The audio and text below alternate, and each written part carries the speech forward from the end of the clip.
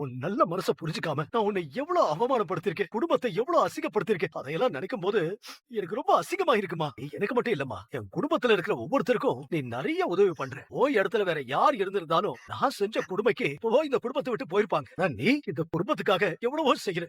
எதுக்கு மாமா பழசெல்லாம் பேசிட்டு இருக்கீங்க? அதெல்லாம் நான் எப்பவோ மறந்துட்டேன். செய்யற உதவி அடுத்தவங்களுக்கு தெரிய கூடாதுன்னு நினைக்கிற பாரு. என்னத்துக்கே நல்லா இருப்பமா, நீ ரொம்ப ரொம்ப நல்லா இருப்ப. கடவுள் உனக்கு எந்த குறைய வைக்க மாட்டாருமா. மாமா, நீங்க இப்படி அழுதுட்டு இருக்கிறத யாராச்சும் பார்த்தாங்கன்னா? நாம யாரை எதிரியா நினைச்சோமோ அவதான் இன்னைக்கு நம்மளையும் நம்ம குடும்பத்தையும் கட்டி காப்பாத்துறா. நீங்க யார பத்தி சொல்றீங்க மாமா? அத்தைய பத்தி தான். இந்த வீட்டுக்கு வந்ததுல இருந்து நான் அவளை எப்படியெல்லாம் கஷ்டப்படுத்திருப்பேன். அப்பா அம்மா நம்ம வீட்டுக்கு வரும்போதெல்லாம் எவ்வளவு கேவலமா பேசிருக்கேன். அதையெல்லாம் மனசுல வச்சுக்காம நாம கஷ்டப்படும் போது நமக்கு துணையா நிக்கிறா பாரு. நீங்க தான் இத்தனை நாள் அவளை பத்தி புரிஞ்சுக்காம இருந்தீங்க. இப்ப நீங்களும் அவளை புரிஞ்சுக்கிட்டத நினைக்கும் போது எனக்கு ரொம்ப சந்தோஷமா இருக்கு மாமா. அதே எனக்கு மாத்திரை வாங்க பணம் இல்லைன்னதும், விடுமா, சிவபதியையும் வேலுவையும் நான் பாத்துக்கிறேன். உங்க கல்யாணத்தை சிஎம் தலைமையில நான் நடத்தி வைக்கிறேன். எப்படி அந்த சிவபதி வந்து தடுத்து நிறுத்துறான்னு நானும் பாக்குறேன்.